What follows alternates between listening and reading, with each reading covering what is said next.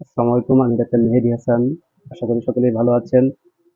আমি গত ২ টা পর্বে পিত্তথলির পাথর কাদের বেশি হয় এবং পিত্তথলির পাথর হলে কিভাবে বুঝবেন এ সম্পর্কে আলোচনা করেছি।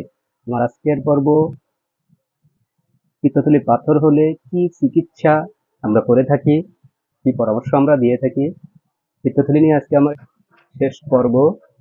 পিত্তথলির পাথর হলে আমরা সাধারণত মুখের খাবার বন্ধ করে দিয়ে স্যালাইন এবং ইনজেকশন দিয়ে থাকি।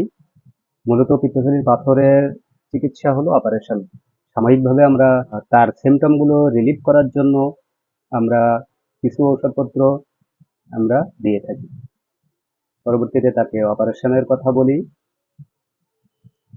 অপারেশন ২ ধরনের হয়ে থাকে। একটা হলো পেট কেটে অপারেশন আর একটা হলো ল্যাপারোস্কোপির মাধ্যমে অপারেশন। দর্শক, মূলত আজকের এই ছিল আলোচনা।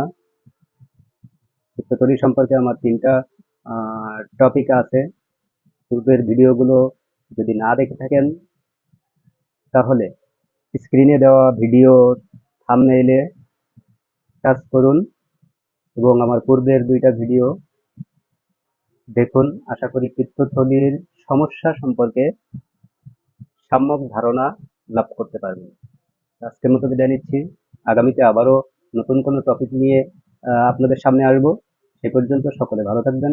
সকলের সুস্থতা কামনা করছি। আল্লাহ হাফেজ।